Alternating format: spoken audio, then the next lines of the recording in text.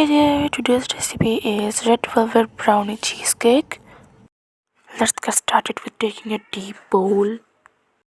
Take 150 grams of cream cheese followed by 30 grams of sugar and a few drops of vanilla extract. You can also use vanilla essence, vanilla bean paste, anything you want. Mix it together all well so that the sugar dissolves into the cream cheese mixture. When the sugar is completely dissolved, I'll be adding 6 grams of corn flour and 20 grams of milk so that the remaining amount of sugar can dissolve really well. Mix them all together and you will get a perfect texture of cheesecake batter. Keep them aside so that we can prepare the brownie batter. Here is a little disclaimer. I know I have created a mess around the edges of the bowl, but it really is not a big deal as long as you can make the cake taste heavenly. And now I'm keeping it aside so that I can make the brownie better. To make red velvet brownie, I'm taking 55 grams of butter and I'm adding 50 grams of white chocolate in it. Now I'm going to pop them in the microwave so that it can melt properly. You can also use the double boiler process. But, guys, remember, you have to use a bowl that is made out of steel or glass that is heat proof, otherwise the bowl gonna break in the Double boiler process. Also, you don't really have to mix it properly, just keep adding the ingredients. Here I'm adding 35 grams of sugar, a pinch of salt, a little bit of vanilla, and of course you can add any flavor of your choice. And I'm adding red food color, but you can't add any food color just here because it is red velvet cake. You have to use red or pink food color. Now I'm adding 1 egg and trying to mix it because it's not mixing well because the bowl is already full. prepared hack, but now I'm gonna transfer it in another bowl which is also as messy as the other one. But yeah, as long as it tastes good.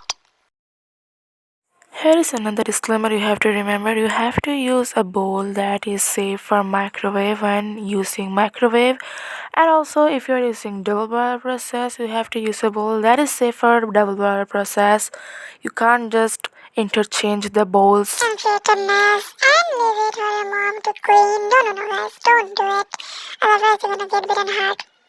As a creator of mess, or the mess queen, I do know how it feels to be bitten at this age. Okay, so jokes aside, now I'm adding 30 grams of flour and 4 grams of cocoa powder. Just add half tablespoon of cocoa powder and you're gonna make 4 grams anyways. Mix them really well so that no lumps is left. Otherwise, you're gonna get clumpy when you bake them and not. Not taste as heaven, okay, when you're eating a lump. So make sure you don't bake a lump. It's not my fault. I'm teaching you right way, but you are just making it all messy and clumpy. Okay? Don't make a lump.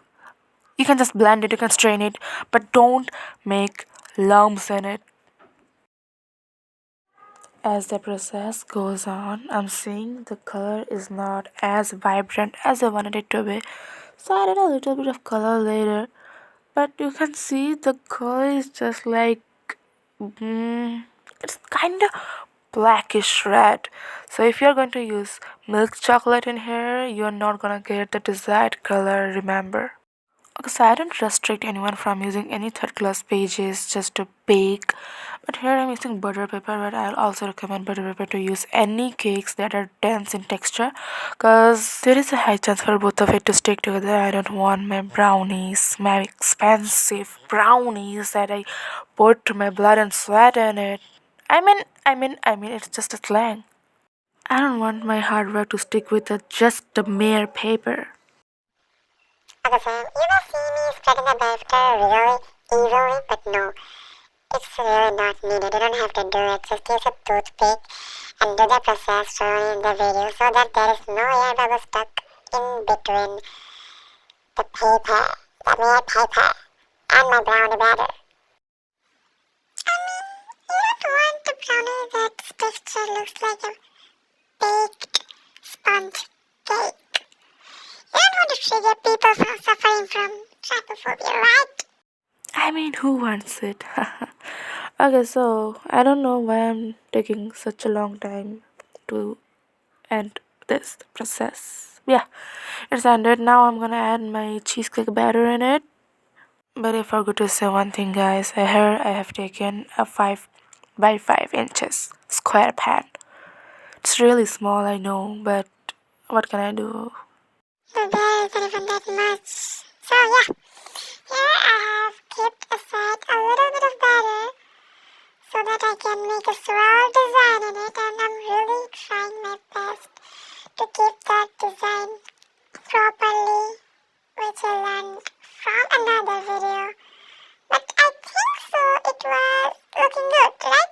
I think just watch the entire video to the end so that I can find out if I made it great or it was just a disaster. It should not be like how I made it.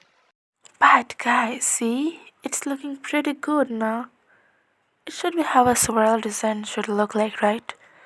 I think this is exactly how shown in the all of the YouTube video I have ever watched till now. Like, this is usually how it is made. I don't really care if the design is perfect or not, as long as it tastes heavenly. Number 3. I think I have repeated this line for like 3 times in this single video. Also, now bake it at 180 degrees Celsius for 40 minutes. I mean, it Took me 40 minutes, it might take you less or more. Just make sure you cool it down really well so after you cut it, it does not break. Here's the thing, guys. I don't really have to brush oil because I have already used butter paper and too much butter in it that it's gonna come out by itself. I mean, you're gonna see it that I didn't even need to pull out the paper and it just dropped because it had too much oil inside it. It's too much moisture, so it does not need any kind of artificial effort. So cut it down and you can make 16 pieces, 9 pieces, or even 4 pieces, as much as you need, as less as you want. I mean, just cut it with a sharp knife. This is all the requirement I'm gonna say, and nothing else. And now, here is the most awaited moment. Be prepared for the beauty shot.